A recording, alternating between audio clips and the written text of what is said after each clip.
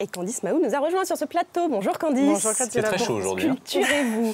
J'ai déjà un petit peu chaud, ouais. Alors, il y a le grand déballage des ministres, mais il y a aussi le grand déballage côté livre avec les stars à Hollywood comme vous ne les avez jamais imaginées. Bah, je vous propose un full service, c'est bien simple. Full service, attention, ça fait envie. Sexe, amour et secrets de stars à Hollywood. Voilà. Alors, c'est un livre qui tient ses promesses, autant vous le dire tout de suite. C'est un petit peu l'histoire de la Madame Claude des années 50, mais c'était un homme, Scotty Bowers, et c'était un petit pompiste, figurez-vous. Au début, il a 23 ans, il commence, il rentre tout juste des Marines, il était, voilà. Et puis, il commence à comprendre qu'il a un certain charisme et il organise carrément dans la caravane juste derrière toute une partie de galipettes, de jambes en l'air avec des stars, les plus grandes stars des années 50 du Hollywood. Et tout ça à 2 pas de la Paramount, à 2 pas de... Voilà. Alors ça, c'est Scotty Bowers, vous voyez, à l'époque, il avait 23 ans. Et puis, aujourd'hui, il a 89 ans. Alors pourquoi il déballe ça maintenant? Sans doute parce que justement, tous ces personnages ont disparu aujourd'hui et il estime qu'on peut voilà, raconter tous les secrets, par exemple, d'Errol Flynn. Errol Flynn, alors là, on voit Katharine Hepburn, hein, il parle à peu près de tout le monde, c'est assez simple. Errol Flynn, il était tellement ivre que finalement, toutes les jeunes filles qui lui présentaient, elles repartaient assez vite. Hein.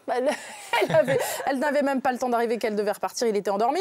Il y a d'autres histoires aussi, Katharine Hepburn, mais effectivement, on la croyait, en tout cas, à la ville comme à l'écran avec Spencer Tracy. Mais effectivement, finalement, Katharine Hepburn... Il n'y avait pas que lui, visiblement. Non, il n'y avait pas que lui, il y avait beaucoup de femmes. Cary Grant, qu'on voit là, qui était... voilà, sa fille a toujours démenti son homosexualité. Eh bien pour Scotty, c'était assez clair. Donc voilà, il y a vraiment beaucoup de choses. Et ce qui est intéressant, c'est que tout ça ne se savait pas que c'était en pleine période du code ACE. Vous savez, le côté très puritain de l'Amérique. À l'écran, tout devait être très lisse. Eh bien, ça ne se passait pas comme ça. Et alors, il y a une star française dont il est question dans ce bouquin et qu'on ne s'attendait franchement pas à trouver là, c'est Édith Piaf. Édith Piaf, vous vous rendez compte? Alors, elle était une star déjà en France. En 1946, elle avait déjà signé La vie en rose. Eh bien, elle arrive aux États-Unis, en Californie, au Mocambo Night Club. Vous voyez un petit peu, j'aime bien l'idée. Et puis, Scotty la rencontre et raconte comment, dans ce nightclub, les sièges se vidaient, mais finalement, les nuits étaient assez chaudes, assez torrides. C'était une amante formidable qu'elle a passé un mois comme ça avec lui.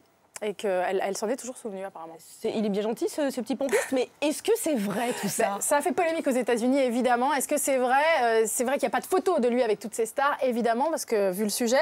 Maintenant, franchement, ce qui est intéressant, surtout, vu tous les détails, forcément, il y a une grande partie, au moins, même s'il peut être un petit peu mythomane parfois, des choses qui sont vraies.